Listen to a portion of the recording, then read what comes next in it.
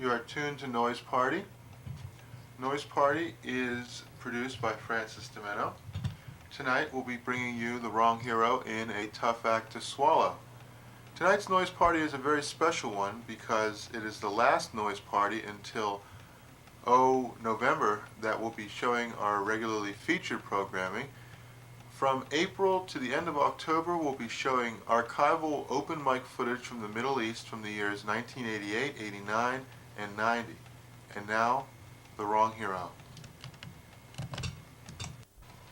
Hi, I'm The Wrong Hero, and folks call me a tough act to swallow. And for very good reasons, as you are about to discover. Well, I'd like at this time to share with you unusual events which have taken place around the world in the last year. But before I do that, perhaps first I should tell you a little bit about my philosophy. Hey, did I tell you that I have $1 million idea for a television show? It's called Mountains of Money. 23 minutes of just like pictures of gigantic mounds of money. I think it would be really great. Of course, it's the exact opposite of my actual career at this time. Well, I'll tell you something else I would like to share with you, and it's a riddle. Why are professional comedians like hunters? Answer: because they have to kill to eat. Well, my aesthetic philosophy can be summed up in the following fashion. Whatever the artist regards as art is art, at least in the eyes of the artist, and whatever the artist regards as not art is not art, not even to the artist. Doesn't really mean anything, I just thought I'd throw it in. Because, it's good for a fellow like me to have an aesthetic philosophy, because instead of being a lousy comedian, I'm a great performance artist, as long as there is some sort of aesthetic philosophy behind what I do, which some people call ranting. Now, I believe that if you lead a horse to water, you can't make him drink, but if you lead a nation to slaughter, you can lead him to the brink. Pretty snappy, huh? Too bad that is the product of a pre-end of the Cold World mentality.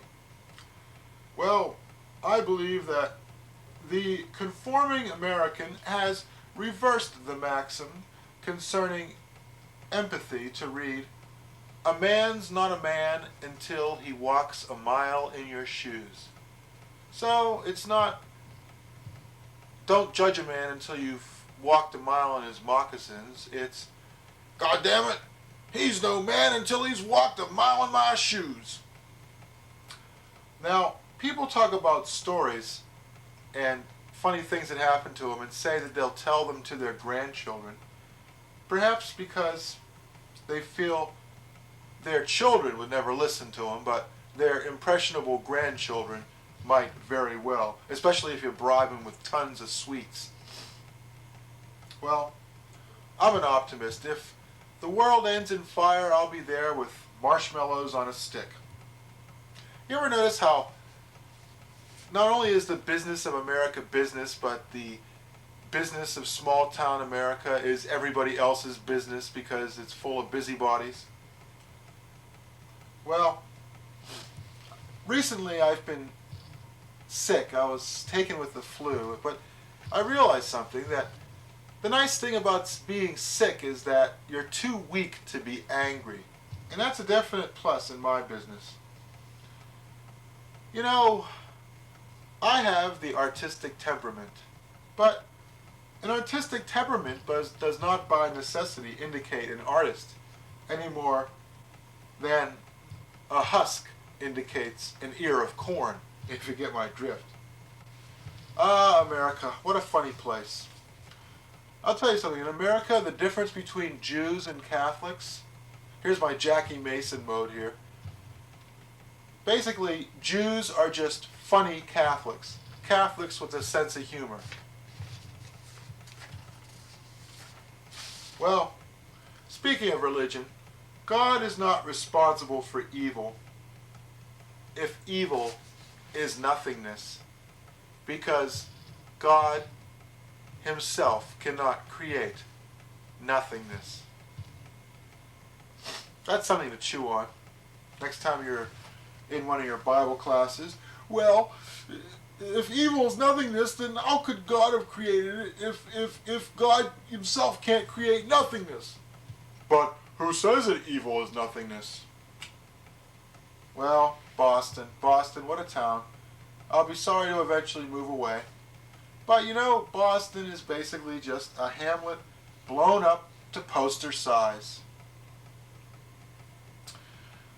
My problem is I speak in complete paragraphs, which leads people to suspect that either I am a university professor or crazy, or, more likely, both.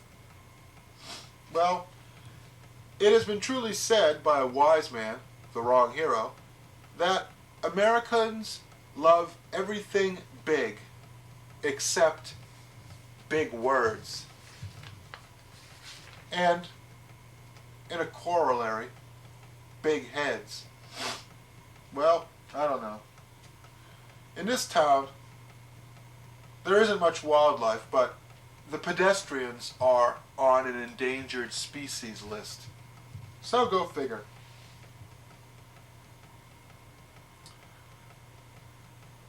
It's hard to be an independent person in this country, because the more independent you are, the more likely those who are enslaved by something or other will try to sell you their life's plan, which involves becoming enslaved to something or other. Well, I don't know. America is the only country in the world where every man is free to blow off his thumbs on the 4th of July and to poison themselves on the last day of the year. As if somehow a new year means that you got a new body, you know. Well, there is a mythos in our madness. It's a good thing that I am past the age at which I can be considered a young person, because florid language, such as the wrong hero likes to use, is presumptuous in a young person, whereas in an old person it's just boring. Well, I don't know. You can't have strong opinions unless you generalize, and you can't speak convincingly unless you have strong opinions, but the more you generalize, the less likely it is that what you say is true, so the stronger your opinions are, the less likely they hold any water whatsoever. Well, I don't know. I have often thought of just giving it all up and becoming a priest. Hell, I'm used to wearing the same outfit, but you know, the problem with living with God is that he always wants things his way. I'm a controversial person, but I also believe strongly that art is not merely controversy, and mere controversy is not art. Well, I now have for your delectation a compendium of unusual incidents which have occurred around the world in the last year, some of which you may find startling. Well, there's the O.J. Simpson thing, which is sort of like, I don't know, Amy Fisher to the power of Magic Johnson. What else happened? Ornette Coleman got a MacArthur grant. Bob Barker was sued for sexual harassment. A school roof in Florida collapsed under the weight of pigeon droppings.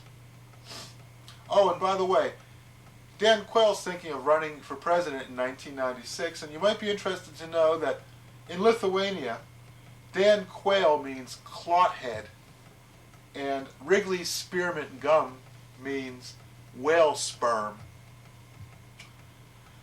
Oh, and not only do the Jerky Boys have a movie out, but Beavis and Butthead are going to have a full-length feature devoted to their merry antics. Well, tuna eyes became an enormous food fad in Japan. Cheerios was taken off the market briefly because of a toxic oat scare, but that didn't keep their chipper cartoon bee from hawking their toxic oaten crud. There was, let's see, $100 billion plus are spent every year on global military research and development, and on the other hand, 1 billion people live on less than $1 a day. Hot dogs have been linked to leukemia. Aspartame might be unsafe. Contraceptive sponges have been taken off the shelf. Inner city dog fights are on the rise, to say nothing, of course, of gunfights. And let's see, there's all these water shortages and killer earthquakes and oil crises and nuclear reactor accidents and refugee booms and accelerated global warming and all that happy news. And it leads me to wonder, is the 20th century just the dark ages with vinyl siding? I don't know. Other things that have happened in the last year. Courtney Love had a picture of her taken while she was kissing Evan Dando and clutching a teddy bear stuffed with the ashes of Kurt Cobain. Elvis Presley's daughter married Michael Jackson. Thousands of penguins threatened by an oil slick were evacuated from an island near Cape Town, South Africa. In Australia, koalas struck by automobiles were treated to CAT scans. In Russia, faith healers, pyramid schemers, and vodka factories are working overtime. And stealing state property is now called spontaneous privatization. In Japan, a laugh-at-everything religion called Taisokyo is sweeping the country. Also in Japan, they are perfecting a process to turn raw sewage into a beef-like food. In Italy, a man named Lino Missio has invented a condom that plays a quick burst of Beethoven when it breaks. So at least your child-to-be will be born in a cultured environment, or at least conceived in one. In the United States, a survey revealed that 4% of heterosexual men use lipstick. 1 child in 4 was revealed to be in a single-parent family. 1,000 cities have curfews for minors. In New York State, it was made illegal to interfere with a woman who is breastfeeding. Fish without eyes, a 2-headed bird, and a 9-legged frog were discovered in Gore, Oklahoma, site of the Sequoia Fuels nuclear power plant. Oh, and in Cambridge, rent control was eliminated as of March 1st, basically. Well, I don't know. It's tough any way you look at it. I don't know. Let's see. A convicted arsonist bought 18 houses in Jamaica Plain. Inflation, of course, is going up. The number of decent paying jobs is going down. Corporate merger mania and downsiding proceed apace, and our devalued currency is making Uncle Sucker's Back 40 a bargain basement for savvy tourists, unless, of course, they happen to come from Mexico, where the peso sank to 6 to $1, and, of course, was bailed out by the combination of $25 million in guaranteed loans from the United States as well as World Bank funding. The World Bank, that's another story. Don't get me started on the World Bank. Well, I don't know. They're not building schools anymore. I reckon they're just going to be building prisons. For the first time in American history, there are over 1 million Americans held in federal and state prisons, and yet some people insist that there's no such thing as progress. Of course, this statistic's been bruited about quite a bit, but what they don't mention is there's another 500,000 people in local jails at any given time. So 1.5 million percent, I don't know, 1.5 million people Oh, about 1.5% of the population. No, more than that actually. Close to, oh, I don't know. Let's see. 1.5 million divided by 250 million. Oh, I don't know. Quite a bit of people. Let's just put it that way. Well, 10 out of 11 felons go free or are never caught. Gee, what other statistics can I bore you with? Even though blacks comprise about 12 or 13% of the population, they are about 56% of the prison population, and 60% of the prison population are people there on various drug offenses, which is kind of interesting. 47% of Americans are functionally illiterate. Let's see, in Mozambique, homeless families paid 12 cents a month for the privilege of living in vacant zoo cages. A colony of aggressive barking baboons took over Rwanda's Hotel a.k.a. Safari Lounge, but I don't think anybody asked them to pay rent. In the United Kingdom, at Heathrow Airport, King Elizabeth's corgi dogs terrorized a police dog, and London police dogs will henceforth be fertilized by artificial insemination, but presumably not from sperm taken from the royal pets. Let's see, unwanted bras in the United Kingdom have been donated to the Salvation Army and are to be recycled as roof insulation for impoverished families. Let's see, yes. Oh, Green Day had this big concert on the Esplanade and there was a big riot. Cool, man.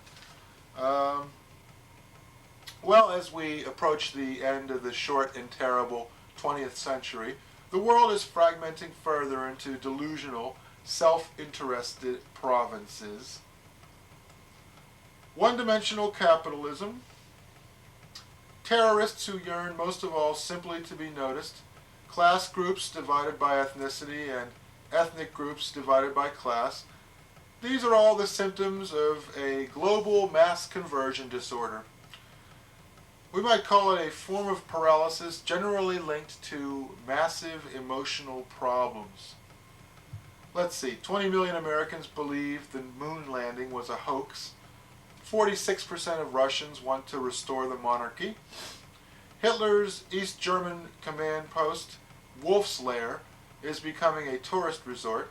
Kenny Schlosser, a Czechoslovakian-born German, and a Kenny Rogers double, caused a wild frenzy in a restaurant in Mombasa, Kenya.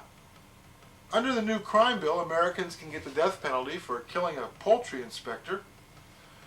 Since 1989, 201 Washington, D.C. police have been arrested on a variety of charges ranging from shoplifting, forgery, rape, and murder. Oh, and by the way, Washington, D.C. is practically insolvent and is asking for nearly $300 million to bail it out from the federal government, which is thinking of taking away its home rule privileges and making it a part of Maryland. Let's see, 5 convicts were hired as private security guards while on work release programs. In Colorado, Judge Edward Nottingham has ruled that prison officials must provide Satanist Robert Howard with a black robe, incense, and a gong, or risk violating his civil rights.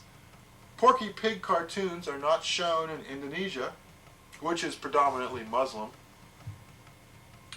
Airplane cabins can hasten the spread of tuberculosis. Lead contamination has been found in Vermont maple syrup. Lint from tourist clothing is adhering to the walls of Mammoth Cave. Scientists believe they have discovered a gene for dyslexia. You know, the thing is, my father had dyslexia, but that doesn't mean I-E-V-T. Oh yeah, there was this stuff in Colombia called Borundanga. It was also known as instant zombie powder, although here in the United States we have something very similar. It's called the Home Shopping Network. Oh, and by the way, Borundanga, which is also known as scopolamine, has an antidote called anti-lirio, which is available everywhere except, of course, Colombia. Well, after a giant turtle rescued a man at sea 90 miles off the coast of Bangladesh, sailors attached a rubber bracelet around its neck with a note reading, "This is the savior of man. Protect him." And what I'd like to know is, Where can I get one of these bracelets? I sure could use one. Well, let's see. There's this thing called Super Weapon Novichok 5, which is being developed in Russia, which one scientist calls a substance more poisonous than anything that ever existed, with the possible exception of Newt Gingrich and Dick Armey's rhetoric. Let's see. In the United Kingdom, a baby made a $1,480 phone call by hitting the redial button for his great-grandparents in San Lucia. Let's see. Chess world champion Garry Kasparov was defeated by a computer program called Chess Genius. In the Russian town of Archangelsk, a cash-strapped logging company paid its lumberjacks in tampons. In a Toronto sushi bar, patrons looked on in dismay as a Vietnamese crooner shot 2 people for smirking at his rendition of My Way. A South Korean judge has ruled that flashing a female navel is not indecent. Oh, interestingly enough, in Saudi Arabia, Coca-Cola is known as Red Pepsi. In the United Kingdom, an African gray parrot named Alex, left at the veterinarian's, called out to his departing owner, "Come here. I'm sorry. I love you. I want to go back." Now, near Los Angeles, a hot tub lolling, avocado munching 9-year-old brown bear named Samson was captured. The U.S. has been struck by a boom in fruit-flavored beers. Pat Robertson has been accused of using nonprofit revenues to launch for-profit schemes, including a health drink called American Way, spelled W-H-E-Y. 56% of Americans believe that there's baseball in heaven, which puts a whole new spin on the expression, coming home to Jesus. Well, let's see. What else is happening? Many wondrous and terrible things. In Fostoria, Ohio, the image of Jesus has appeared for the 3rd time in less than 10 years on the side of a giant soybean oil storage tank. In the United Kingdom, Stephen Young, convicted of 2 murders, won a retrial because 4 members of the jury used an Ouija board to try to contact the alleged victims. In the Philippines, Judge Maximiano Asuncion wants to deal with hardened criminals by placing them in a glass cage filled with cobras. The government of India announced that thousands of state-provided condoms were being dyed and resold as balloons. Seems to me as though I saw that joke on a recent episode of Dave's World. In Canada on October 7th, 3 teens asphyxiated themselves in a Vancouver storage locker in honor of Kurt Cobain. Haugesund, a coastal village in Norway, plans to have a statue erected in honor of Marilyn Monroe, whose birth father may have originated from there. The Bristol-Myers firm is marketing Nutriment to junkies as a meal in a can. And we all know that Sonny Bono has been elected to Congress. Oh, and an anagram for Republicans is "can burp lies." Well, let's see, what else is going on here? The Galeras volcano in the Colombian Andes is spewing a pound of gold a day. A survey reveals that 1 in 3 Italians fear il maligno, also known as the devil. In England, a patient who had his rectum removed to treat a malignancy developed a phantom rectum in which he still felt pain. In London, popular ice cream flavors include anchovy and tomato with basil, but not, hopefully, phantom rectum. Let's see, Reader's Digest is launching a Polish edition called Przykład. Here in the United States, in Tennessee, an elementary school teacher and a guidance counselor were suspended for fighting at a school dance honoring the students for good behavior. Also in Tennessee, humanities teacher Peggy Fragopoulos was suspended for taking off her slip during a game of spin the bottle at a school dance. To protest the flying of the flag, Swarthmore College students dressed up as star-spangled drag queens and called the flag Old Goofy. The Walt Disney people have no comment on this incident. In totally unrelated news, a driverless bulldozer in West Seneca, New York, rumbled through a used car lot and crushed 16 vehicles. And I'll bet they'll be talking about that in West Seneca for the next 20 years. Well, on the other side of the country, mountain lions are terrorizing suburban communities in California, where, incidentally, prosecutions are now underway against chinchilla ranchers who electrocute their animals. Residents of Ecology House, subsidized apartments for people sensitive to chemicals, are complaining that the building emits odors which make them ill. In Iowa, a man named Barry Lee McMahon has been asked to turn in his personalized license plate 3MTA3, which the Department of Transportation claims reads, "Eat me," when viewed through a mirror. In New York City, the toe tag for Lee Harvey Oswald's corpse was sold at an auction for $8,800. Oh, and by the way, the 13-year-old boy who claimed Michael Jackson had molested him told police he saw a tattoo of Winnie the Pooh near the singer's genitals. Well, in good news is that it wasn't near his phantom rectum. Well, let's see.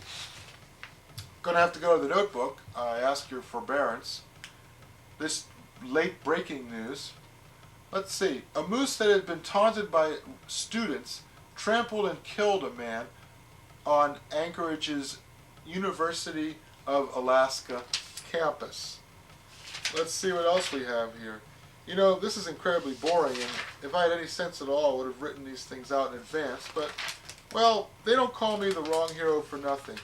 And, by the way, this presentation is called A Tough Act to Swallow. Let's see, a 38-year-old Danish clairvoyant known as Miranda dreamed that her husband planned to shoot her. When she woke up, she stabbed him to death. You'd think that she could have predicted the jail sentence that she would have received for having done this.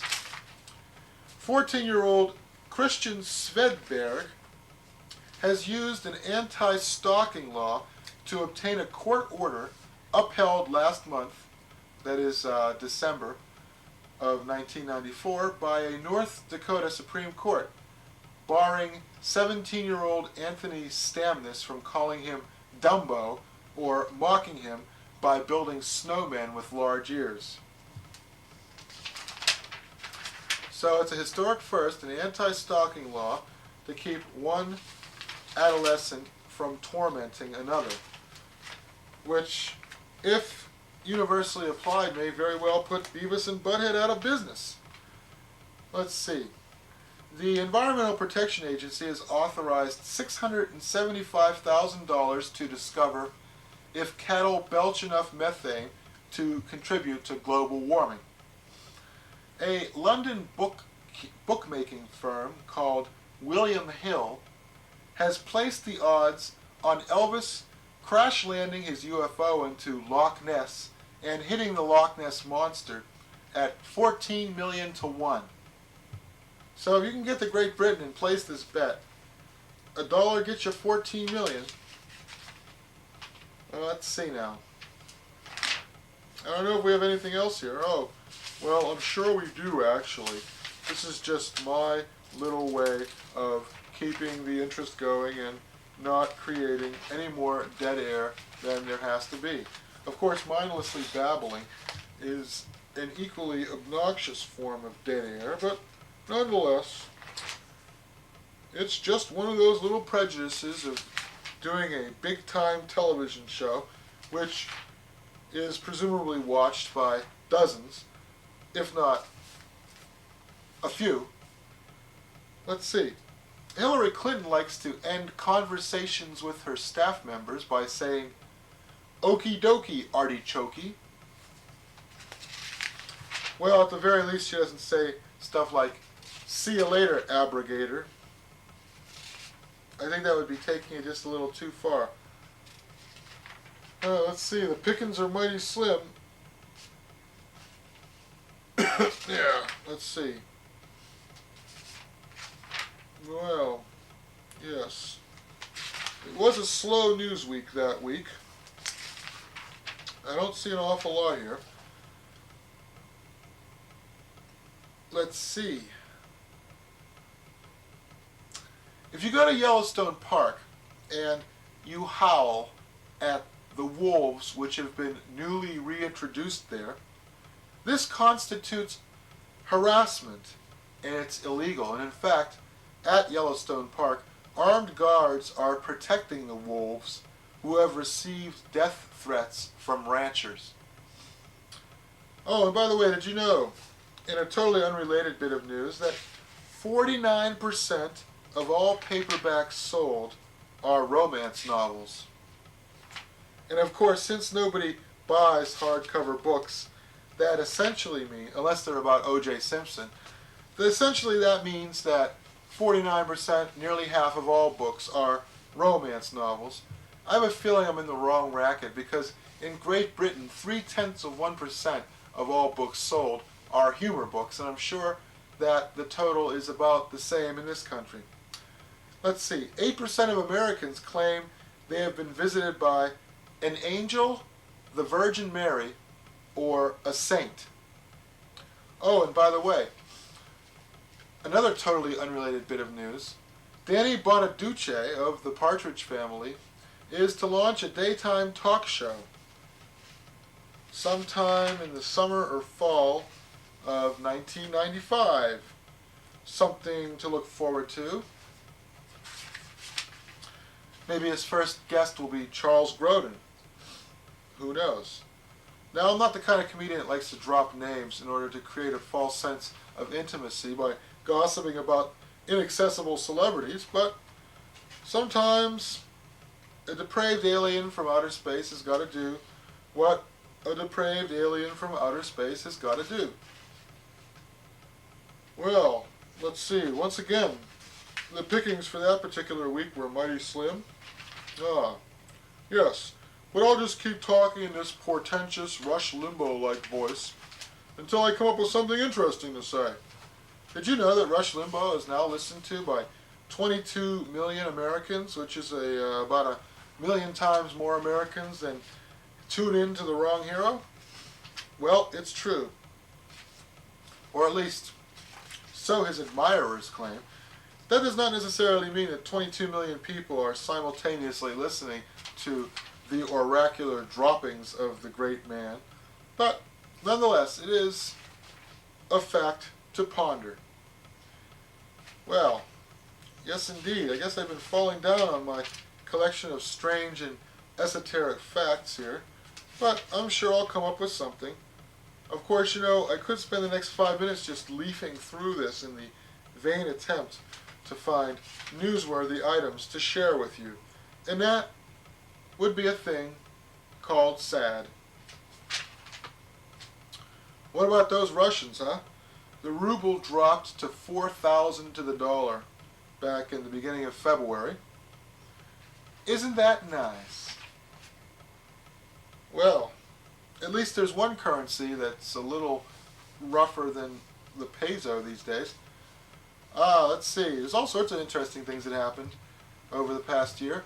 A slapstick comedian choked to death on a custard pie that was thrown in his face.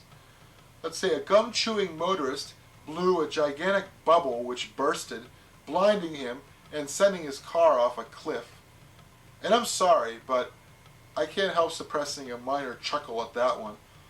A Mexican chef was stabbed through the heart with uncooked spaghetti strands during a hurricane. A woman walked into a grocery store holding a knife to the throat of her Siamese cat, threatening to kill it, and was shot dead by police. In a heartwarming afterword, you'll be happy to know that the cat escaped. Kitty. Poor little kitty. But I'll bet he was pretty traumatized. Well, I don't know. That might be the last thing I bothered to write down for this particular presentation. In Toronto, doctors, in a 16-hour operation, separated Hira and Nida Jamal, 2-year-old Siamese twins, joined at the head. Now, if we could persuade them to do a similar operation between Newt Gingrich and newly elected Republican freshman, I think we'd have something there. But of course, that's Canadian medicine. That's socialism. Newt would never stand for it. A nickel smelter on the Kola Peninsula near Murmansk in Russia is poisoning the environment to such a degree that nothing grows within 18 miles of the plant. Sort of sounds like the same situation in New Jersey. Well, let's see. I'm sorry, that was a cheap shot, but really, have you ever driven from New York to Philadelphia and seen New Jersey? Whoo boy. At least that part of New Jersey. Well, there's one state that's worse off than New Jersey, and that's Delaware, which is basically New Jersey's trash can. Let's see, a California judge ruled that an individual named James Flugrat's landlord can keep an $825 security deposit because James Flugrat died without giving 30 days notice.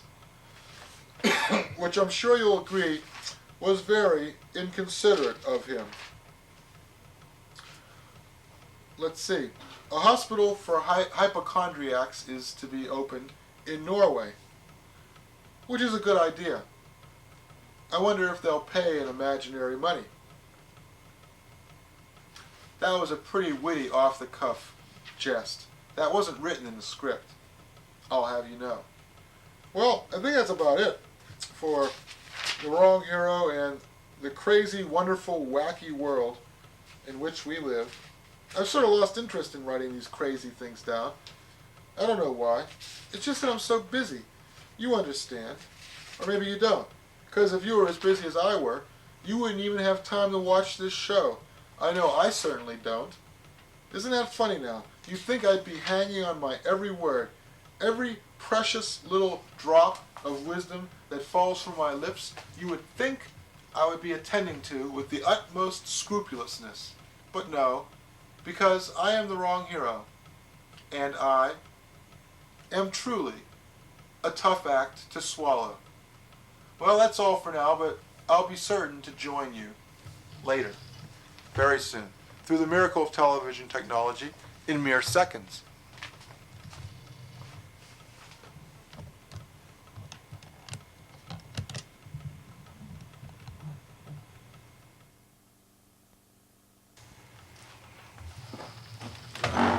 Hi, I'm the wrong hero, and folks say I'm a tough act to swallow. Well, you may underestimate my intelligence. As Americans, that is your prerogative. You may underestimate my intelligence. Others have made that mistake. Some of them I have allowed to live. Hi, I'm the wrong hero. In the tradition of the most prized collectibles, the wrong hero is crafted of the finest porcelain and lavished with breathtaking color, hand-numbered and bordered in 24-karat gold, limited to 30,000 firing days, and like most collectibles, subject to dramatic downward fluctuations in value. Sometimes I think I'm a failure, but then I think, well, winning isn't everything, and at least I'm the #1 failure. I'd like to talk about existential ennui. So let's pretend we're watching an award-winning foreign film. My partner and I don't see eye to eye about our religious beliefs. She's a former nun, and I am president and founder of Godbusters Incorporated. I used to go to confession a long time ago, but in order to make it a more lively event, I used to get stoned. And so there I would be in the confession booth. Bless me, Father, for I have sinned.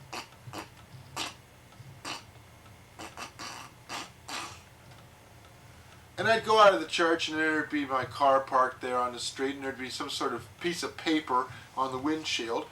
And I'd look, and it would say, "Come to Joe's restaurant." Like, we're supposed to be so grateful that they didn't put a traffic ticket on our car, that we're going to go straight to their restaurant and say, "Gee, hey, you know what? I thought I got a ticket. The joke was on me, though. It was a flyer for your wonderful establishment, which I think I'll patronize exclusively because I'm so grateful that I didn't get a parking ticket." Now, some have asked, "Wrong Hero, why do you wear a mask?" Well, here's why I wear the mask. Last year, I paid my taxes. That's okay. In cash. That's okay. But it was counterfeit money. And I only copied it on one side. And on the other side of the sheet I wrote, "You can whistle for the rest of my hard-earned dough, you money-grubbing parasites." Ah, the travails of a stand-up comedian. I did a college. In fact, the last college I did was out in the boondocks. How could I tell? Well, there were signs in the gymnasium which read, "Please do not spit chewing tobacco in the drinking fountains." That gets me to thinking about when I have a baby. When I have a baby, I think I'll play a cute little joke. When I have a baby, I think when the nurse hands me my newborn infant, wrapped in swaddling garments, I'll say to her, "Don't bother wrapping it. I'll eat it here." Chairman Mao's personal physician just passed away. Just before he died, he published a book in which he stated that Mao rarely bathed and his teeth were green with filth. And that got me to thinking, gee, Chairman Mao was sort of the Johnny Rotten of China, I guess. Geez, I was looking at a picture of the GOP presidential hopeful Phil Gramm of Texas. You ever notice his hands look like pile drivers? I'm not sure. What, would he hold the veto pen or would he crush it? And Newt Gingrich. Newt Gingrich looks like a troglodyte in a flying saucer. You might call him Barney Rabble-Rouser. Well, I sold my stereo. I don't need it anymore. Now that the political season is upon us, I hear the exact same thing from all sides. And so, to save myself and you a lot of bother in the months to come, I've devised what I call my all-purpose campaign speech. Hi, I'm the Wrong Hero, and I say it's time we elected a government that responds to what the people want. Namely, unlimited amounts of money earmarked specifically to them at no expense to themselves. Something like perpetual Social Security. Because, my friends, we need a government that looks to the future. An ever-changing future in which the same old people get to run things right into the ground. Except they're younger than us, or at least their wives are. Now, the founders of this great country were very wise. They knew that someday they'd be dead. They also knew that there's no such thing as a free lunch, although, since they're all dead, they don't really have to worry about who's picking up the tab or whether they should sprinkle chopped up Heath bars on their soft serve ice cream at the Ponderosa all-you-can-eat special. No, there are no easy answers. But if we give the people what they want, they'll get off our backs for a while. Then we can concentrate on the real business of government, which is networking incessantly with our cronies to find a cushy, no-show consultancy job once we're out of office. Thank you. And God bless America. Well, I'm the wrong hero, and I'm thinking of bringing back the Spanish Inquisition, except maybe I'll make it an Italian Inquisition. An Italian Inquisition in which we're not out looking for heretics, we just want to pick a fight. I'm the wrong hero, and I'm a tough act to swallow.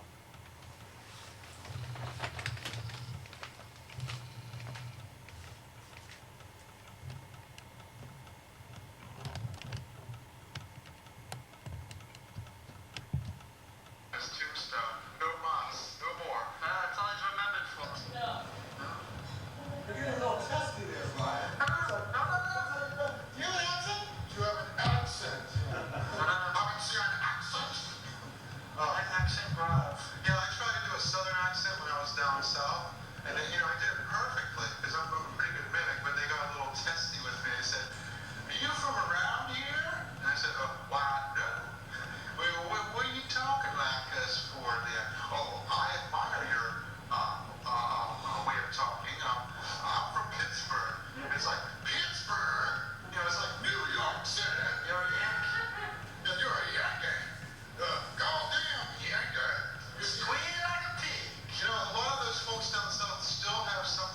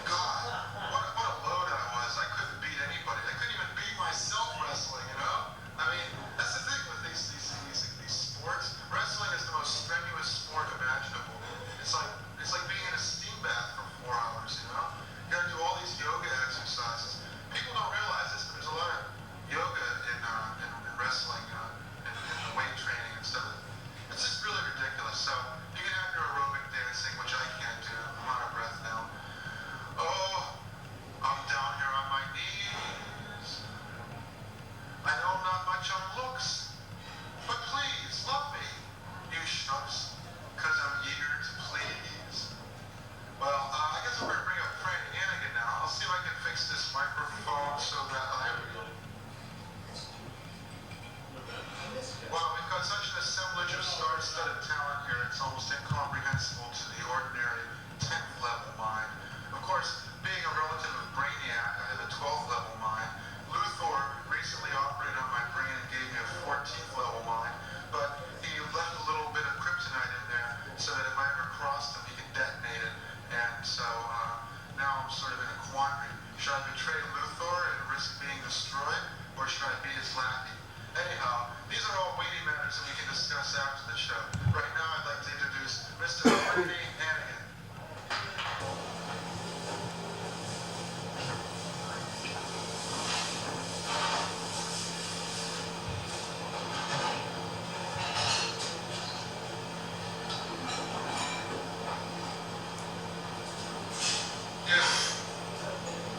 If it is to be done when 'tis done, 'twere well it were done quickly. That's all I remember from 4 years of high school. Gee, is that Macbeth? Oh, okay. There we go.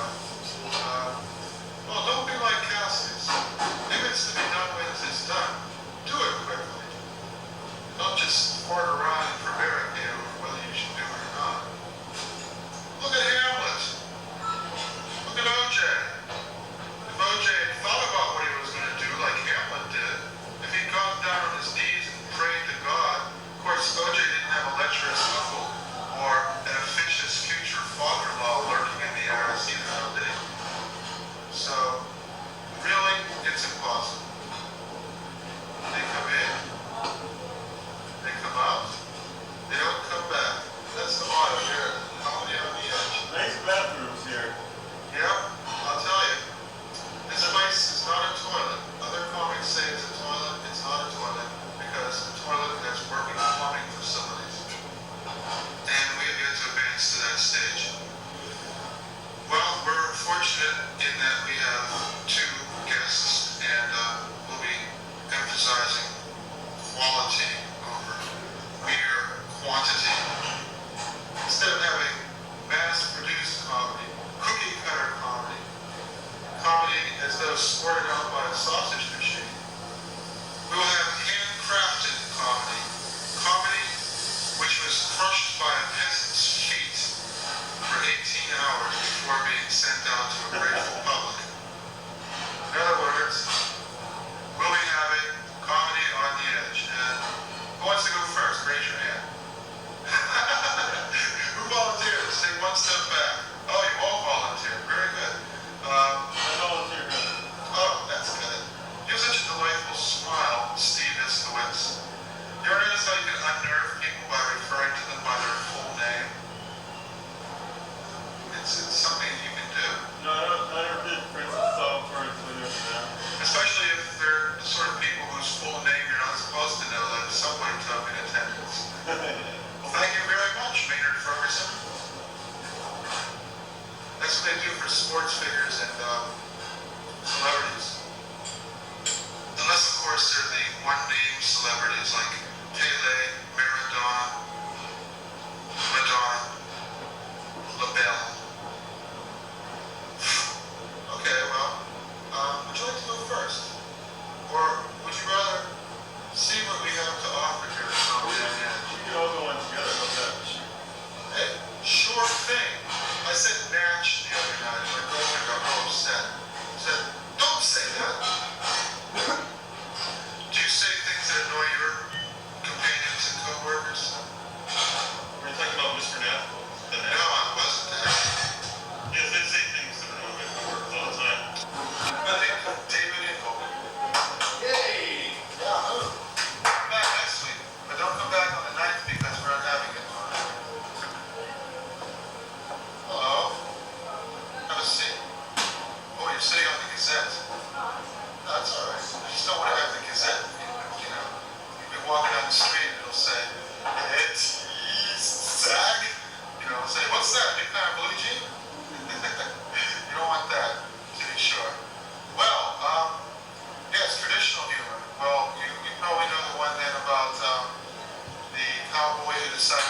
start a cat and rat ranch. Well, here was his reasoning.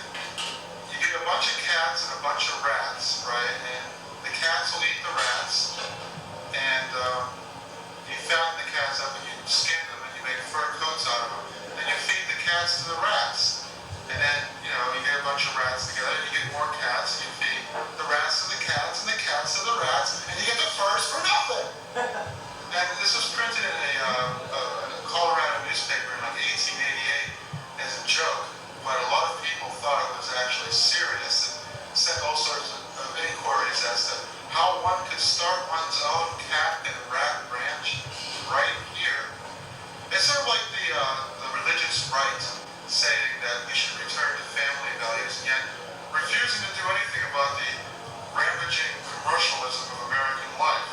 Well, we gotta have corporations, but we also want family values. Forget it. The corporation is the family, okay? 2 and 2 equals 5, you know? Come on, Jerry Falwell, get with the program. Not to mention they protest their gays and lesbians want to ride in a Disney World, which is essentially marketing itself as a family place. Right, and well, it's kind of strange because some of the Disney characters have an unhealthy sort of fascination with the human and animal posterior. Walt himself was an old farm boy, and in the early Disney cartoons, you know, people were always getting hit in the ass, and, you know, you'd see their big bottoms. Of course, don't forget about the 8th dwarf, Stinky, who they cut at the last minute from Snow White and the 7 Dwarfs. Geez, how about Sleeping Beauty and the 7 Dwarfs? They should just recombinate Disney stuff, you know. Why bother coming up with new material? Just, you know, get the 3 little pigs in there, and the Lion King, and, you know, have the Mad Hatter pop out of the genie's lamp in Aladdin. Hey, you'll be all set. Pinocchio? Hey, he can start the Mineral King development project. He's got the wooden nose for it. Disney wanted to take vast stretches of unspoiled old growth forest and create a theme park called Mineral King. Unfortunately, Walt, the mastermind, Disney died before he could implement this glorious scheme to destroy the last old growth forests. So it's a tragedy, you know, just a tragedy. Well, it's interesting if they had Disney characters who were trees. But they do. Or am I thinking of the Wizard of Oz? They did have some silly symphonies in the 30s where trees were the main characters. All this cute anthropomorphized animals in the Disney kingdom, it's disgusting, you know? It makes you think that all pigs wear bow ties. And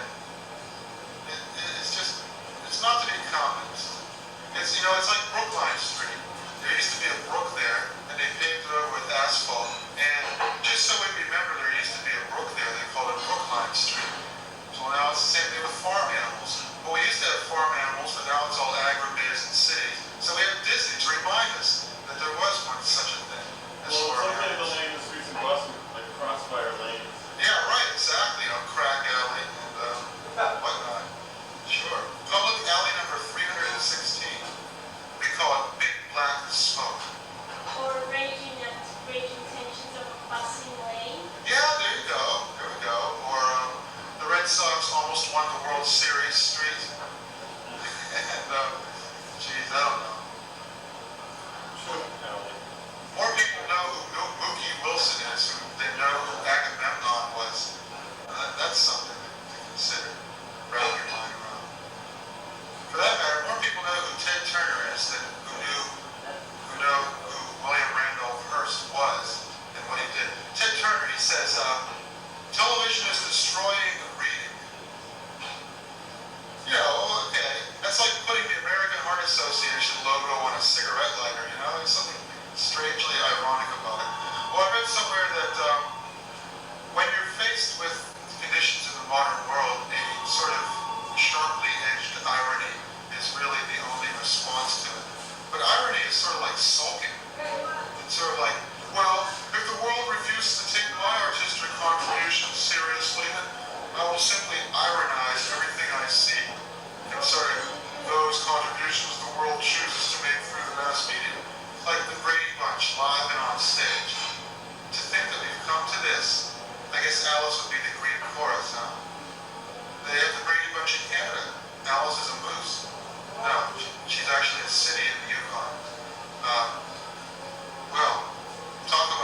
association, also known as babbling.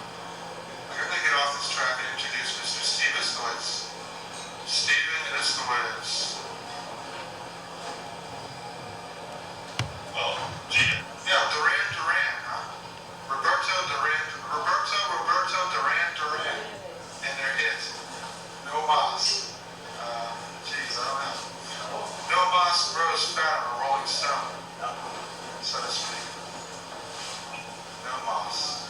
Well, he's fighting Vinny Pacienta. See you later. Come back anytime.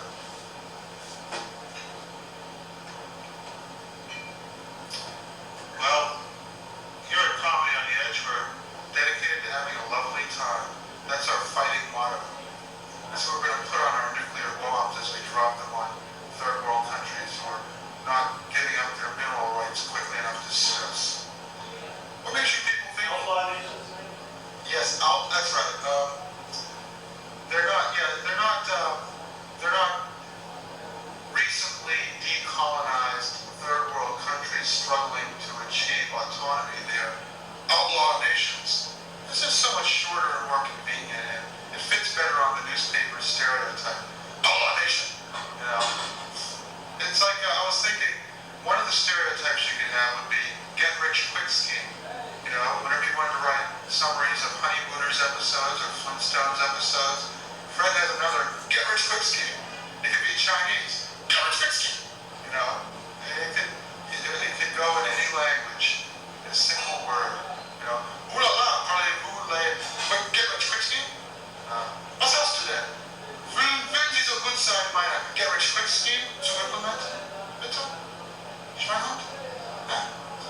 Well, yes, we will be bringing on our super special secret guest before too very long, and we'll be wrapping up for the day, so please stay tuned.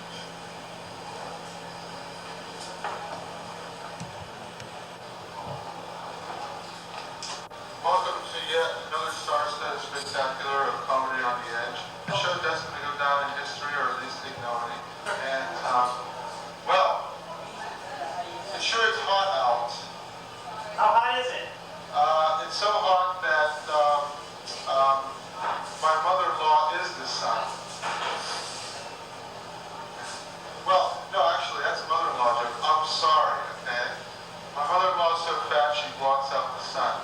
She is the sun. She has her own zip code, but it got burned up in the sun because my mother-in-law is the sun. And I'm her son-in-law, get it?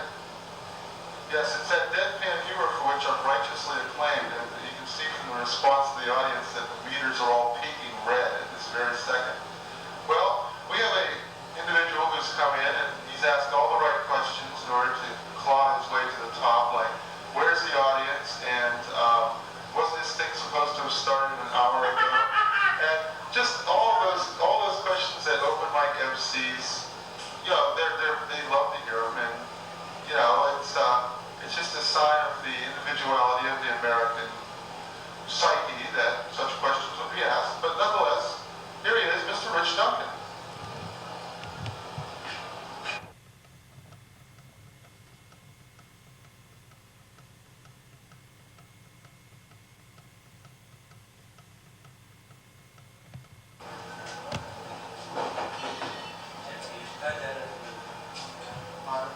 Whoa! Oh no! Oh God! Oh Jesus! What have I done? I destroyed the sound. I'll never forget. I lost my job. Help!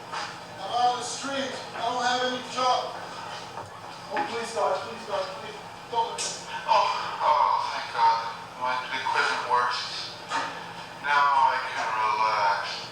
Have a glass of water. By the way, welcome to Comedy on the Edge. It's poison, I tell you. You ever see that? It's a Wonderful Life. It's poison, I tell you, Mr. Gilbert. It's poison. I love that movie, especially the part where Jimmy Stewart says, "Please, Mr. Gilbert, you're hurting my sore ear." I wish some rap band would like sample that, you know, like, please, Mr. Gilbert, please,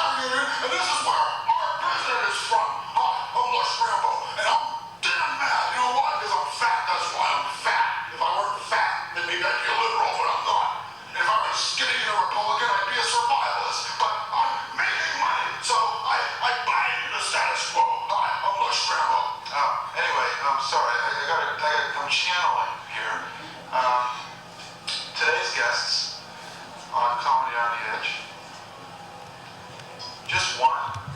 Just clap. That's enough. All right. There, I put myself out. Don't you forget it. Well, one non-performing audience member makes fun of. No, there's two. Oh, Two, see. I'm not making fun of you. I'm just holding this hammer up in a semi-menacingly, wow, this hammer, it's really corroded.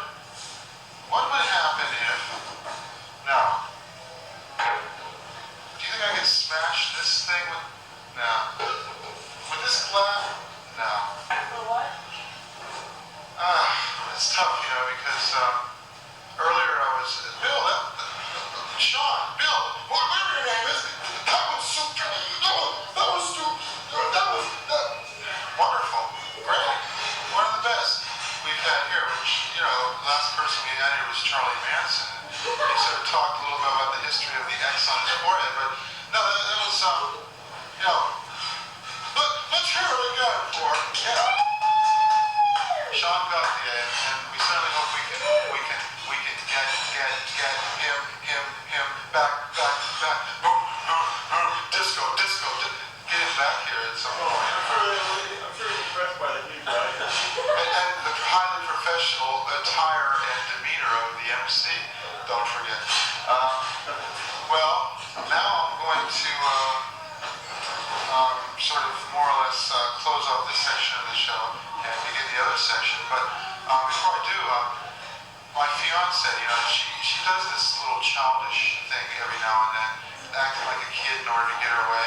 It's like, would you like me to buy you some ice cream? And she says, no, I don't want that. It's so charming, you know. Sometimes I love her so much, especially when I'm doing her laundry, and I see one of her little socks, and it's like, oh.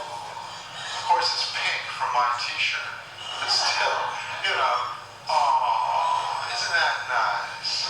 So, my name is Francis DiMenno. Our guest for today was Sean Gauthier, and this section of, or segment of, or portion of Comedy on the Edge has concluded, but we'll be back with more momentarily.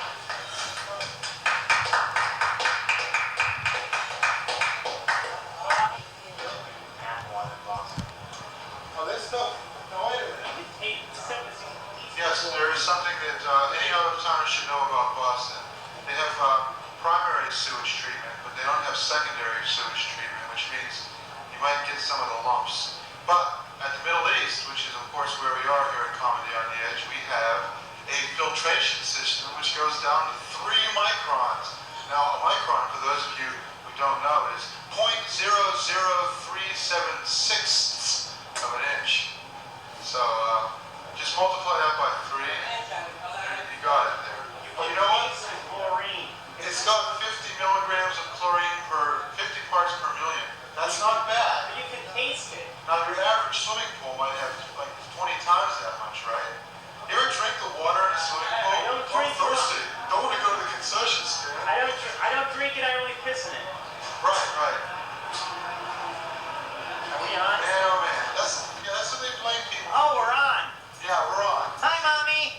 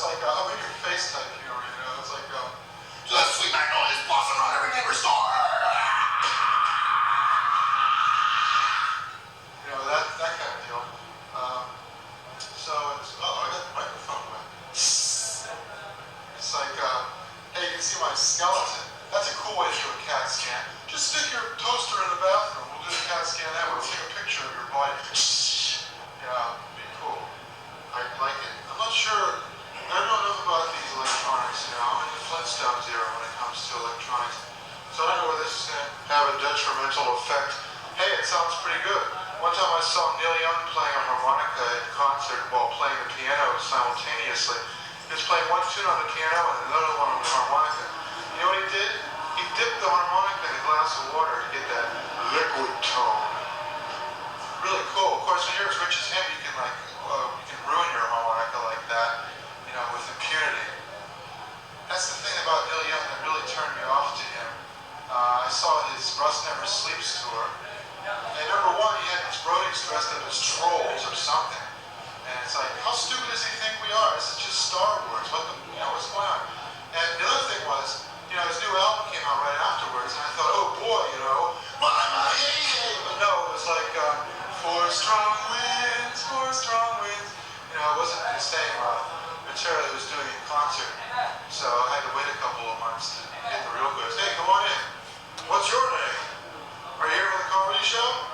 You're here for the reggae jam. Want to do a reggae song for us? Let's see, how many do I know? 3. No Woman, No Cry. I Shot the Sheriff, and, the reggae version of Knocking on Heaven's Door.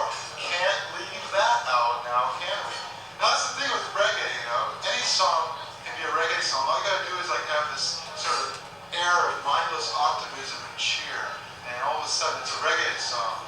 It's like, you fucked up Ronnie, Reagan, yeah, you fucked up Ronnie, like anything at all, and it's a reggae song, boom, like that. I got the Star Spangled Banner in reggae.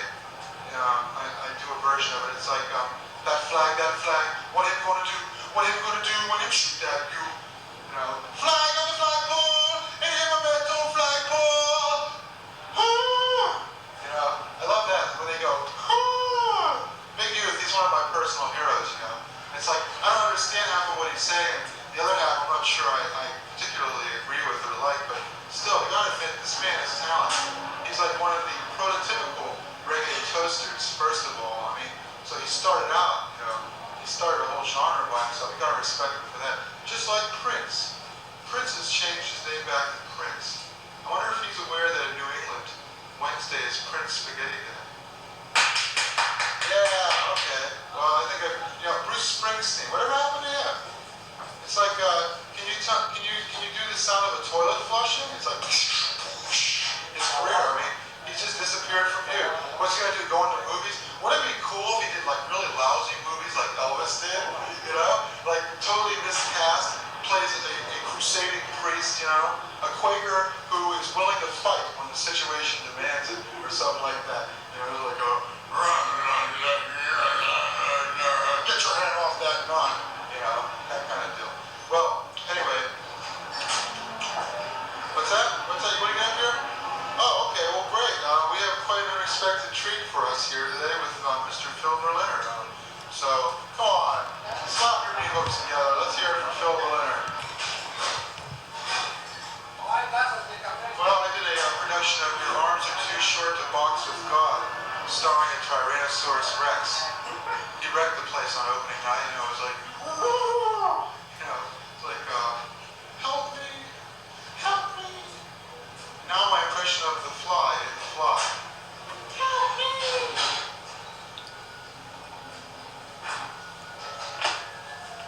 Hey, it's Steve. It's battling Steve Isserlis.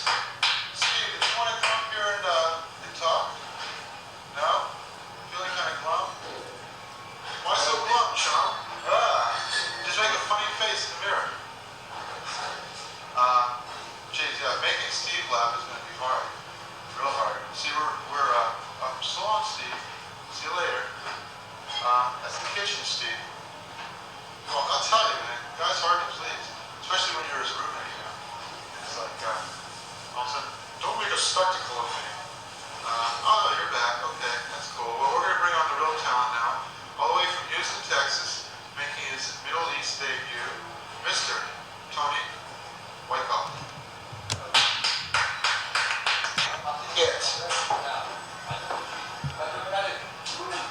Well, Tony, I know what it's like to come from a town that isn't perhaps on the lips of everybody in Boston, because I am from Fort Worth. I'm from Fort Worth. Sure.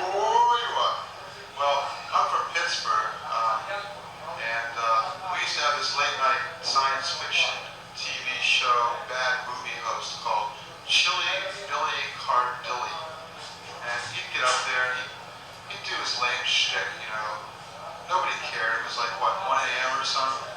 It's like, who's watching? Kids and drunks. It was like, come on there, Chili Billy, yeah, that's right, you tell them there, sort of thing. But, a formative experience, because I actually met Chili Billy Cargilly. He was at the Northway Mall, and they had this gigantic swimming pool full of trout that were half dead. We were supposed to catch them with pieces of corn. And he looked incredibly unhappy. Like he didn't want to be doing a mall opening. It's like the last thing in the world he wanted to do. And I realized, geez, you know, these guys aren't always on when they're on stage. When they're off stage.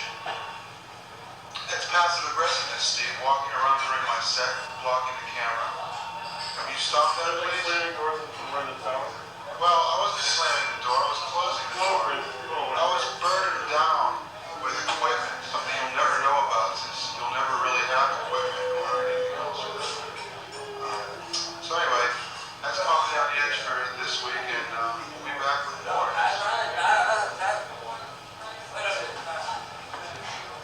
Francis, I decided that every time you slam a door, I'm going to reduce my rent $10. Oh yeah? Why is there so much hate in the world? Hi. I'm Francis DiMenno, and this is Comedy on the Edge. How is it that we can send a man to the moon, but we can't eliminate world hunger and poverty and disease and filth and stupid people standing in lines? And if there's a lot of hate in the world, then how come I'm not making any money off them? Well, we have someone all the way down here from Houston, Texas, although properly speaking, we ought to say it's all the way up here since Houston is south and west of here. Isn't it? Isn't it? South and west. Okay, cool. So it's sort of bang a right at Cuba and just keep going till you hit the Gulf. Yes. Do you know any Spanish, by the way? I only know one phrase in Spanish, and that is empleados, laven los manos, por favor. It's in the bathroom here. It means employees, please wash your hands. I think I'd have a whale of a time going to Mexico with that phrase, you know. The border guard stops me. Can I see your papers? Empleados, laven los manos, por favor. You know, and I know another one. En los toros, porquito puerco. That's all now, folks. Porky pig. And that would also go over well with the border guards, I think. Well, another country where you're from. Are you the mysterious guest? No. Oh, you just you a walk-in? He's her husband. But I've been here all along. Oh, you have? No mystery. Oh, okay.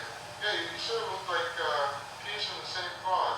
Here's a C note. Go out and buy yourself some nice clothes. I like to see my boys looking sharp, see? Now we're going to pull the bank job. Baby Huey, I want you to stand in front of the bank and go, duh, and distract me for a while. 88 Keys, I want you to stay at home and play the piano so the nosy bulls come snooping around and you think I'm there playing the piano. Aircraft carrier forehead, I want you to sit in the parked car in case anybody comes along and asks you to move it. You just stick your giant head out the window and fire away. Now, Samson, Atlas, Hercules, I want you to lift the bank. And I'm going to crawl underneath and get all the pennies that fell out from the teller's cages over the years. Some of them will be 1909 PSCP pennies, worth a small fortune on the collector's market, and in mint condition. Now, and one other thing, don't call me Scarface. My name is Scarface, okay? Scarf with an F, alright? Just see that you remember that. Now, I know that even though this is 1994, we're still 1930s gangsters, so we're carrying around a bunch of archaic weapons with rusted firing pins. Couldn't hurt a fly. But in case any of your boys get caught, here's what I want you to do. The cyanide capsules in the back of your back molars, spit them out. Who cares? These days, bank is better than actually having jail's better than actually having to earn a living. Anyway, speaking of earning a living, we have a guest come all the way up here from Houston, Texas. I got it right this time. Mr. Tony Wyckoff.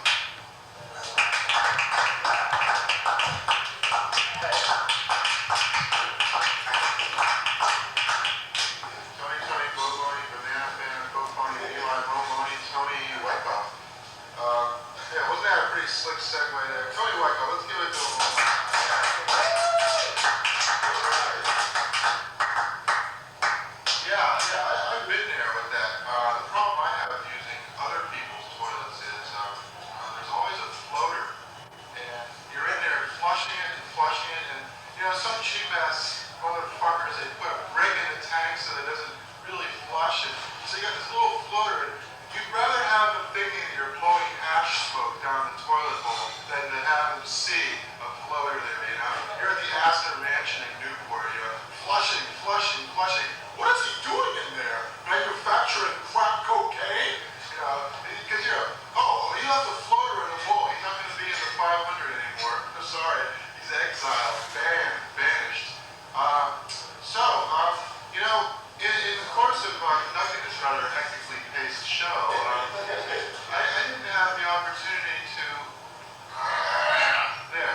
Yeah, that's another thing. Tony, you ever notice, maybe you don't because you're from there, but it seems to me that when you're down south, everybody, when they get mad at you, they start talking like they're taking a shit, you know? It's like, what you doing around here anyway? What? You ain't got no business around here. I think I'm gonna get my 30-gauge shotgun and blow your stinking head off is what I'm gonna do. Well, mister, I just want to tell you that your head was on fire. Oh, thanks, sir. That's better. You were here last week, right? Yeah. And the week before that, and there was nobody here, so you said, oh, fuck it. But this week, you actually brought an entourage. You know, I know hairdressers that have a bigger following than me, and I know that it's tough to get people to come and see your show, even if it's free, even if it's on a Saturday when almost nobody works except. And there's another thing I'm thinking about. UPS man, they always come from 9 to 5. When anybody who would be getting a package is at work. You know, I mean, what's the logic behind this? Anyway, I know you told me your name, and I forgot it. What is it? Jonathan? No. Jonathan. Not just John or Joe or Jack or any of that plebeian names. No, Jonathan. Like Jonathan Livingston Seagull and Jonathan Edwards, the famous preacher from Connecticut who spoke about the spider getting burned up in the fire. And there's a local group called Jonathan and Jennifer, but they're women. I'm in. You are? Cool. Jonathan, well, what's your last name, Jonathan? E-D-E-R. E-D-E-R. Peter. That's how you pronounce it. Well, you can open up a restaurant called the Gates of Eater. There you go. Hey, or Eater Park, you know, something like that. It'd be cool. The Garden of Eater. Wow. Yeah, I'm really hitting them, you know, all 6 cylinders, and too bad I'm an 8-cylinder. But anyway, here he is. Mister, can I call you Mister? Is that okay? Yeah, that's okay. Mr. Jonathan Eater.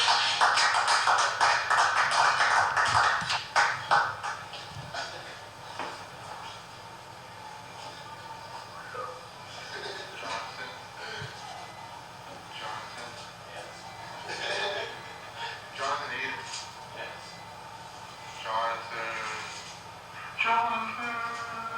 Jonathan Eater. Well, it's not my place to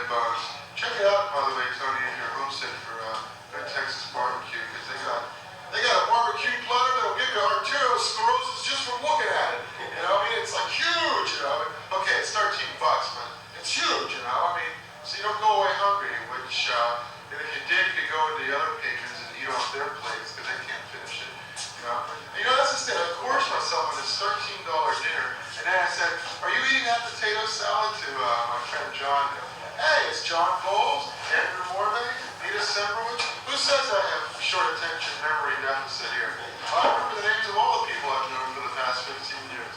And, well, this is really swell. But what was I getting at there? Oh, yeah, he took me out to dinner halfway through the barbecue course. He said, oh, by the way, how's the car running? And I said, oh, fine. Except the engine caught on fire. And I broke down 2 miles from the Alston-Cambridge exit on the Mass Pike, and I had to park in a breakdown lane, which was the size of a coffin, which it very nearly ended up being. And fortunately, a Mass Pike truck pulled up behind me, and I thought, gee, those AAA people sure are efficient, man. I didn't even call them, they've already sent somebody. But they were just happening to be cruising along there. Hey, what seems to be the problem? Gee, I don't know. Open up the hood. You know, it's like, gee, looks like your engine's on fire. No, it's just the insulation. Yeah, get a whiff of that asbestos.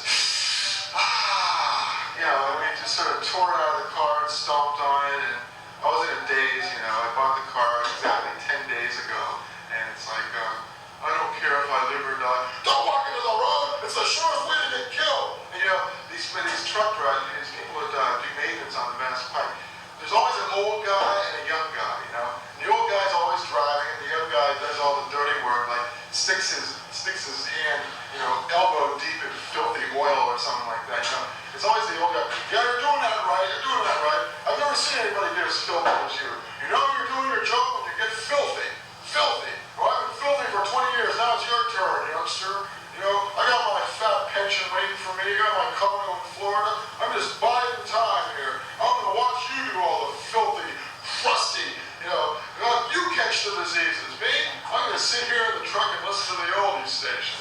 That Frank Sinatra, I'll tell you, they don't write it like that anymore. Let me tell you.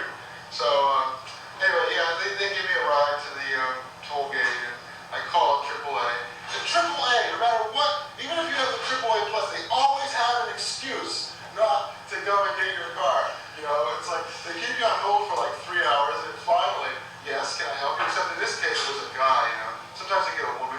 You know, and somebody you're supposed to think when you get a guy, he's gonna know what to do. You know, but no, it's even worse. It's like, how could you be so stupid? Kind of tone of voice, you know. It's like, I'm sick of people like you, 18 hours a day, calling up, wanting to get their flats fixed. You know, my car won't start. Well, try turning the ignition key, okay? You know, oh, that works. Okay, bye now. You know, but so I told him. He says, well, we can't send a truck over. We can't send a tow truck over to the Mass Pike. That's gonna call the state police for that. It's like, excuse me? Call the state police? I mean, what's wrong with you people? What am I paying? What am I forking over a C note a year for you fuckers to tell me, you know, we can't do anything. That's the state. You know, they come up with an excuse for anything. You know, my car's floating off of Edgartown. Call Teddy Kennedy's press secretary. We can't do anything about that, you know. They're like, well, it's a Volkswagen. Well, stick an outboard motor in it and sail it back to shore, you know. It's like, so finally, you know, the state police, and of course the state police are even less patient than the AAA people. They're like, yeah, got a breakdown? Where'd you say? That's not a good place. Oh yeah, we'll send a tow truck over. Yeah, sure. And then they get these guys, they've been on the goddamn payroll, sucking the government's tit for the last 20 years, you know. They're like, well, where do you want me to take it? Well, I was thinking you can take it to this garage I like to go to. Oh, we'll take it to our garage. You know, dollar signs light up in their eyes. Ching, ching, sucker, sucker, sucker. He looks at my head, there's a giant lollipop there, you know. It's like, oh boy, we got ourselves a live one here. But, no, I said, well, I got AAA Plus. All of a sudden, AAA Plus, another fucking deadbeat. I'll be lucky if I get a lousy $5 tip out of this one. Yeah, do you tip tow truck drivers? I wonder about this. Because, you know, you would tip the guy who tied a mattress onto the roof of your car. You'd hand him at least $5, you know. I'm sure it's a thankless job. Not an awful lot of job security or even benefits, you know. I dropped the 300-pound bed frame on my toe. Sorry, this is a $5 an hour job, you know. We can't do anything for you. Well, I'll tell you what, instead of calling you Stinky, we'll call you Limpy from now on.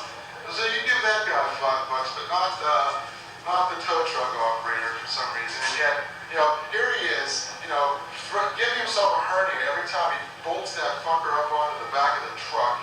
You ever notice they got this little sling for the car? They take better care of your car when you break down than they take care of you when you're in the hospital, I have a feeling that those slings wouldn't break no matter what on the car. You could be the San Francisco earthquake. Well, the car and truck were totaled, but the sling's still on it, But, in the hospital it's a different story altogether. They wake you up at 2 in the morning. Time for your sleeping pill. Do you want some Jell-O? Great, Here I am, I got 103-degree fever, I got spinal meningitis, and you're asking me if I want fucking Jell-O. Do you have lemon lime? And, so I don't know. Finally, he tows the truck. I take it to the repair guy. Guess what? Metric Systems up on Broadway. Salt of the earth, these people. I'm telling you. Not that they don't charge. Boy, do they charge. But, with Volkswagen, you can expect that. Oh, so you're one of those individualistic, non-conformist Volkswagen drivers. Think you're better than all the Fords and Chevys out there, huh? Well, if you were O.J. Simpson with the white Ford Bronco, I'd give you a break, but you're a Volkswagen driver. I'm going to charge you $250 and change your clutch cable. How do you like that, sucker? But actually this guy's really soft-spoken, unlike about maybe 98% of all car repairmen. You ever get this, The guy's got a butt smoldering out of the side of his mouth. He's got a greasy rag stuffed in his pocket. He's got tattoos that say, I'll eat the corn out of your shit, baby. And, the thing is, I'm sure they're very good with cars and stuff, but they're just not very good at social interface, Yeah? You want your car? Tomorrow? That's what they all say. I'll have it for you next week. And you're gonna like it or love it, see? Credit cards? We don't take them. No, cash on the barrelhead. What, you don't got cash? Well, I'm not gonna take a check. What do you think I am? You think I've been in business for 20 years taking checks from Diops like you? But this guy's really nice. He's soft-spoken, well-mannered. But I have the car pulled into the metric systems up on Broadway. And I recommend it very highly, except if you have a Volkswagen, try to call ahead, because I don't want my car to not get repaired because you bring your car in without calling ahead. So, guess what? Cambridge is doing their street cleaning. Actually, in Cambridge, street cleaning is tearing up half of the road, and cars backed up all the way to the bridge, 3 miles in either direction, because they decided to tear up the street just before Labor Day weekend, on the busiest week of the year, on the hottest day of the year. These guys are really something. They couldn't have planned it better if they had tried. So, sorry, my lot's all full up. You're going to have to come back tomorrow. Come back tomorrow? Come back tomorrow? You don't understand. My car has a fur-covered keyhole. I've got to have it now. Kind of thing. So, but anyway, he's very nice, and I like him. He's a good guy. He knows a lot about cars. And, he's a car mechanic. Duh. It's like saying about a doctor, well, you sure can fix a boo-boo. Yes, sir. So I bring the car in the next day. He calls me at work, Well, we got some good news for you and some bad news. Remember how I said it might be just a tempest in a teapot? Well, seems as though the fire melted away your radiator cap and your clutch cable and this and that. Okay, Doc, what's the verdict? $250. $250? I paid $200 for that damn. But so anyway, now it runs really smooth, except now when it's in idle, it goes. I feel like I'm going to enter the 8th dimension before too long. My name is Sauce. It's like, welcome to our dimension. Nitrous oxide would be extraneous in this environment because you already feel like you're floating backwards into some sort of never land every time you start the car now that the insulation's gone. But anyway, this has been Comedy on the Edge, and I'm actually going to begin the second part of the show very shortly. But this segment of the show has come to an end. But stick around because the very next segment of the show is coming up very, very soon. So, and thank you all for staying and commiserating with me. In fact, that's what you were doing. Instead of laughing at my misfortunes in cruel mockery, you are oblivious in your reckless cruelty. But anyway, no, really, sincerely. Whenever people say sincerely, what they really mean I'm trying to get one over on you. Thanks.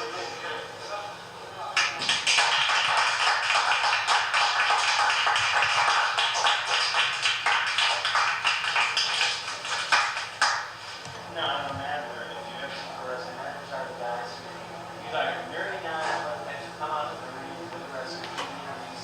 But we're gonna be that wrestling for good. Oh, that's great. Yeah, go on April. Starting Friday night. In April. Oh, wow. Hello. That's great. Yeah, this week right now. How are you?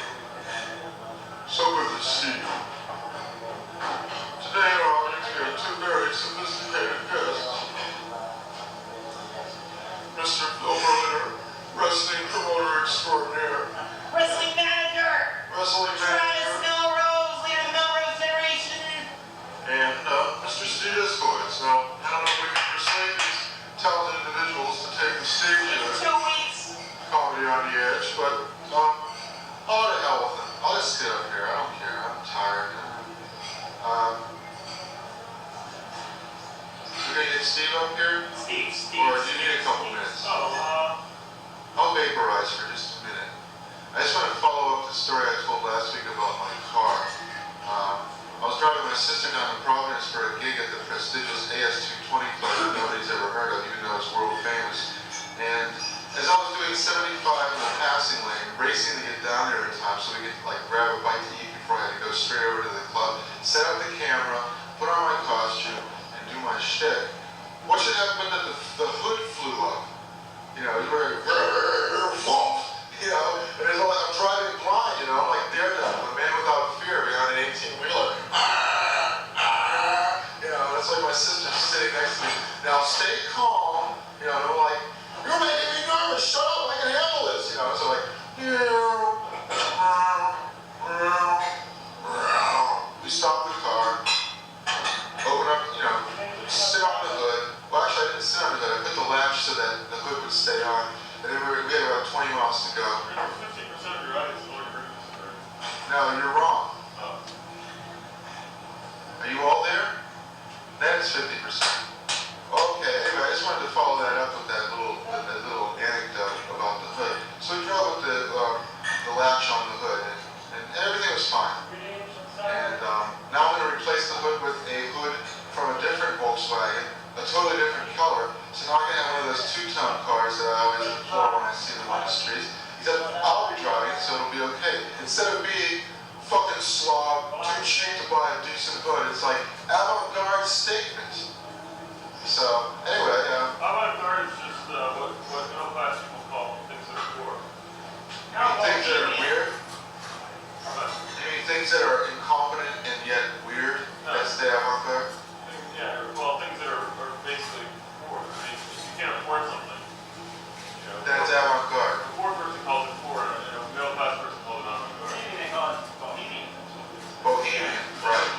You're right, that's quite a valuable insight. So, in other words, if you have silicone breast implants, but you decide to get them from the runoff from an aloe plant, then it's not poor, it's avant-garde. All right, well, of course, the Middle East is the home of the avant-garde. We are here at the Middle East Cafe. This is Comedy on the Edge. We weren't sure we were going to have a show this week. We're not sure we're having one next week.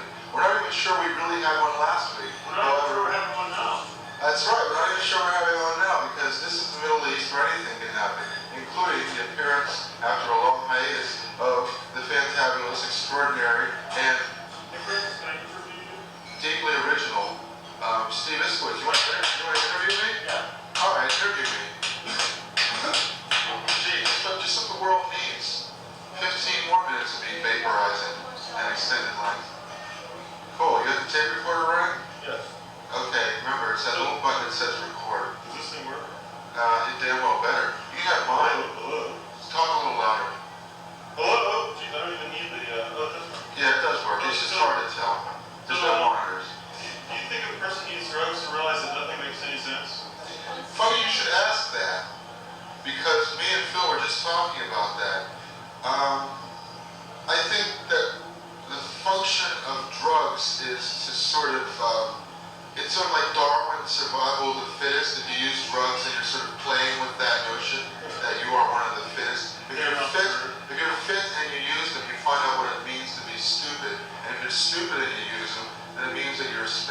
separating yourself from the gene pool.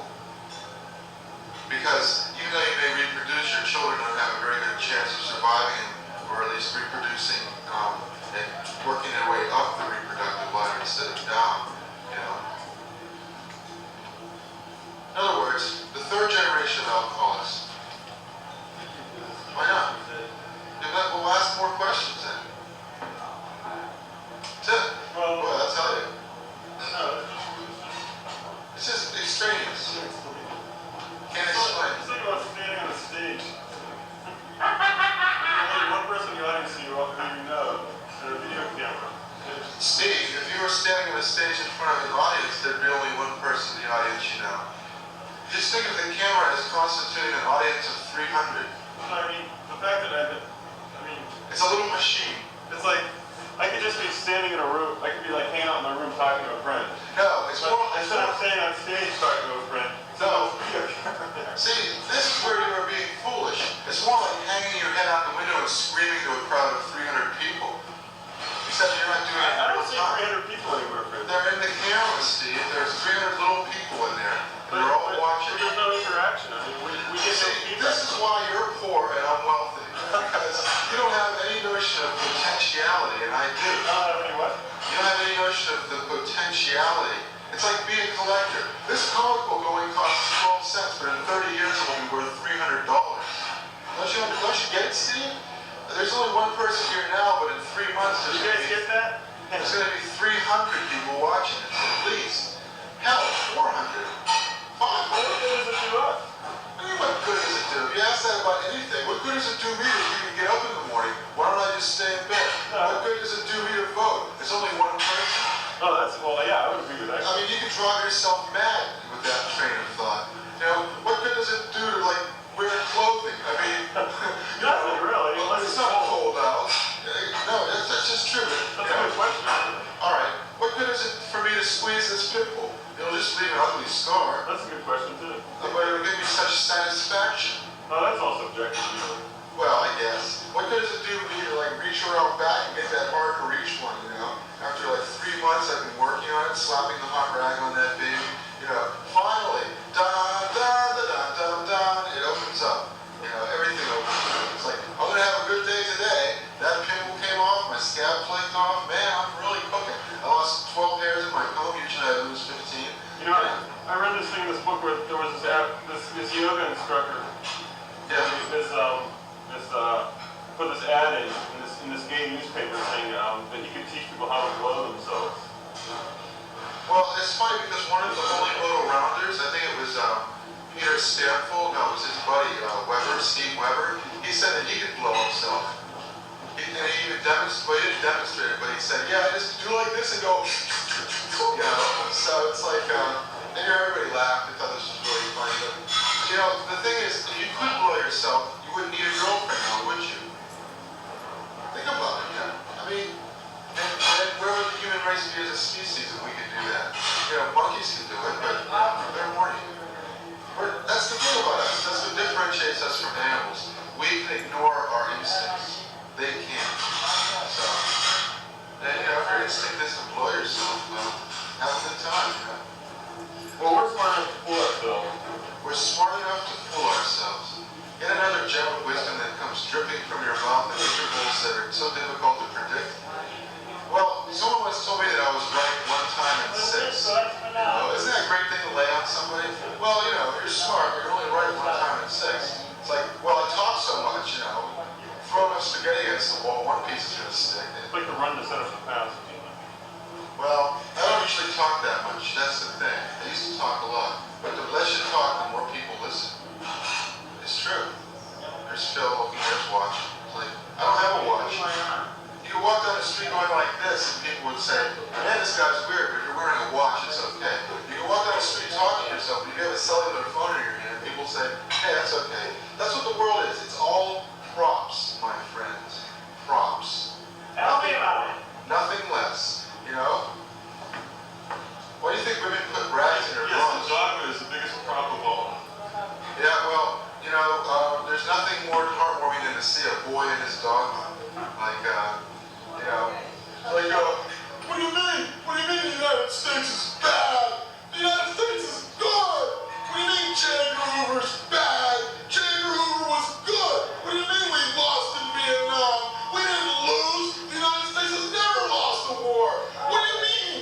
it's like, boy, you drum these things in the kids' heads. And by fourth grade, most of them are smart enough to realize that there's one thing you say for public consumption and another thing that you know deep down is actually true. But some people just don't get that. They don't make that connection. It's like, why are you hitting me? You said in class that violence is bad. That was just for them. Boom, It's like sticks and stones can break my bones, but nails will never hurt me. So then the kids in the neighborhood get some sticks and stones and start clobbering you with them. All right, here's a stick. I got a stone. Wham, So that's how they get you. There's more money to be made in dogma. That's true. Well, I don't know. Man bites dog. That's news. Man bites dogma. Even bigger news. Yes. That's just it. All the people who've been put to death for their beliefs have been put to death because they punctured dogmas that keep people in line. Galileo? Oh no, the Earth's not the center of the universe. The sun's the center of the universe. Actually, a giant turtle deep beneath the surface of the Earth is the center of the universe. So they're both wrong. But, well, that's just it. Imagine being put to death for a belief that's equally as wrong as the dogma that you're puncturing. I mean, boy, that's a real bummer, isn't it? It's like, Oswald didn't kill Kennedy. Bullseye the clown killed him! No, I didn't. No, I didn't. I killed him with laughter, that's right. When he was like punching his hand, that's because he was watching me on a little screen. It's like, it's so sad. That's just it too. Hubris. Why did Abe Lincoln have to go to the Ford Theater to see An American Cousin?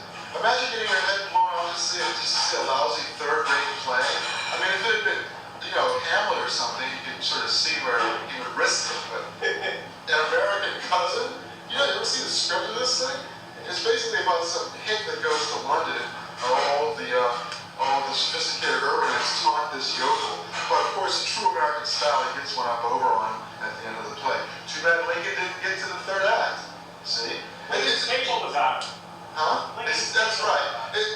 Worse than actually going to this crummy play is not even getting to see the shock surprise ending, And Six Semper Tyrannis, John Wilkes Booth, he leaps to the Six Semper Tyrannis, what a dope. If he had just leapt to the stage without trying to say something, he might not have twisted his ankle. He wouldn't have caught him in that barn. He would have had like hundreds of kids. They could have rewritten the whole Lincoln saga. John Wilkes Booth was actually a Confederate patriot. And the reason the Confederate Army won the Civil War was, the history could have been changed. If Lincoln hadn't been shot, the slaves would have been given 40 acres and a mule. The South would be like, this gigantic agricultural heartland, and black people would be like, they'd be all like Bill Cosby and shit, they'd be on the cover of Cigar Aficionado magazine, and they'd be driving speedboats. We'd be the poor ones. We'd be the urban proletariat, and they'd be like sitting pretty. Yep, I got that 40 acres and a mule, and I parlayed it into a multi-billion-dollar empire. Say, me too, my brother. They wouldn't even have this brother solidarity thing. They'd be just as selfish and insular as white people are. White people don't go around saying, my brother, you are a white man, therefore you are my brother, unless they're like Nazis or racialists or they live out in Iowa. It's like a white man was recently brought to trial and the judge let him go because he too was a white man. There's the Masons and stuff like that, but you couldn't do it across the entire Caucasian race. And I kind of doubt the Asians, lend any more than a gimlet eye to the crimes of their fellow Asians. Asian defendant, Asian judge, and it's like guilty. And since you have disgraced us, I double your sentence. Well, they do it more by nationality than by class. Oh, that's true. It's wrong to say that all Asians are alike. The Vietnamese, they're like incredibly entrepreneurial. The Chinese, they're incredibly entrepreneurial. The Japanese, they're incredibly entrepreneurial, and they're good with math. And they're incredibly good at taking the lessons from neglected geniuses like Edward Demings and applying them to their own manufacturing. That's why Toyota is like really big, because this guy Edward Deming at the end of the Second World War, he tried to tell GM, Ford, and the big three, tried to say, look, you gotta have quality. You can't build cars that are gonna break down, or else people won't buy them anymore. But,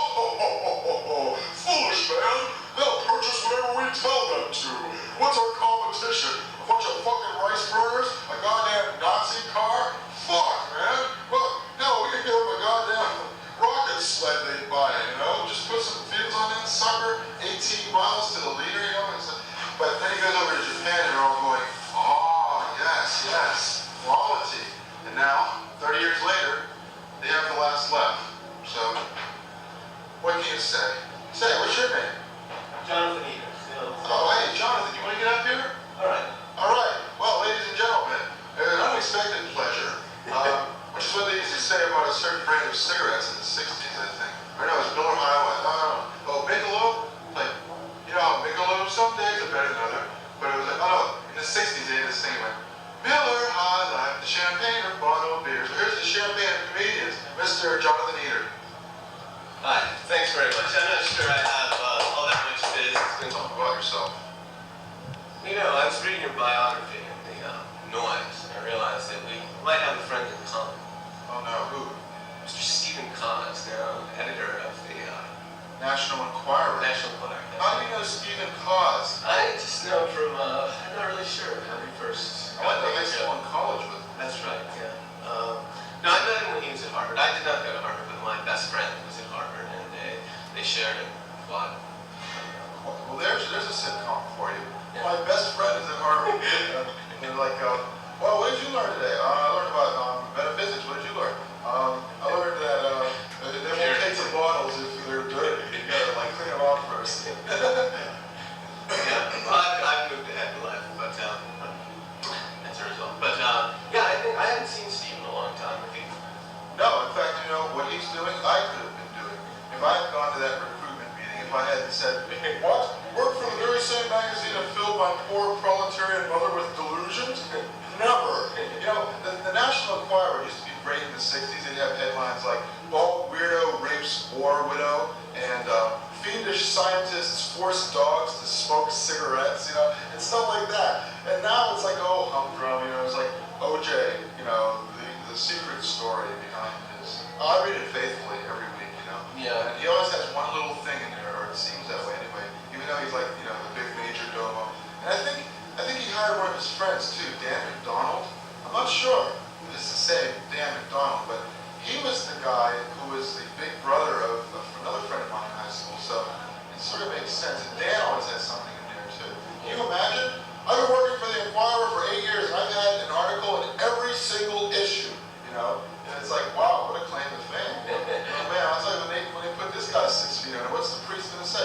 Well, he was the editor for one of the most popular news in the United States, and I like the color photographs. And yeah, it's just it. You know, the Weekly World News is published by the same people. No. Yeah, I think so. I'm not sure. But they have black and white, and you know, they're the ones that are more like the Enquirer used to be before they started going upscale to the degree that you could sell them in a supermarket. Can you imagine? You know, like a boy eats other foot. Ugh, you know, put those Twinkies back. I'm not buying that. You know. But now it's like, you know, all, you know, Carol Burnett, her hidden tragedy, and things like that. Like anybody cares about Carol Burnett anymore. And the fashion page, you know, the fashion page in the National Enquirer. Yeah, I haven't kept up. Would you be caught dead in this outfit? And they're always like ragging people. But then they always get some old has-been star from the past who manages to look halfway decent. And they say, well, Ann Miller's looking smart in a stylish two-piece outfit. You know, Ann Miller was in Peyton Place, you know. And before that, she was in Magnificent Obsession, 1938. And things like that. I realized that Doctor Strange, the comic book, is based on the movie Magnificent Obsession, believe it or not, in which a selfish surgeon accidentally blinds, a selfish playboy accidentally blinds a woman and spends the rest of his life learning about how to give her back her sight. And that's basically the plot of Doctor Strange, too. A selfish playboy is waylaid, and a selfish surgeon playboy can no longer operate, so he becomes master of the mystic arts.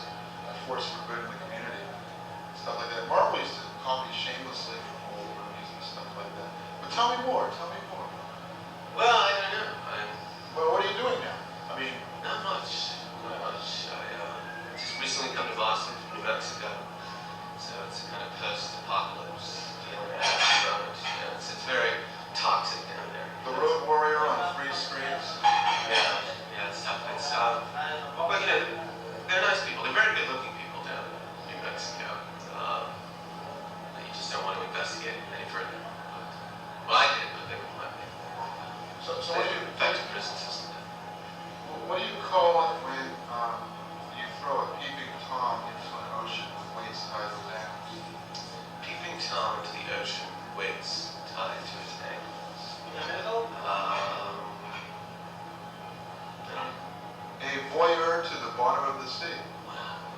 started out, you were wrapping a lot of wires and stuff.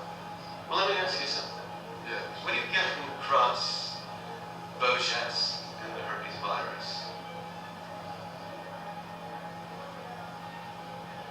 I don't know, pops on both your parties?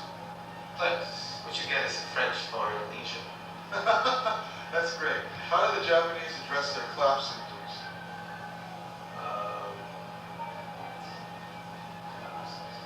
They address the systems. Symptoms. So sorry. Honorable discharge.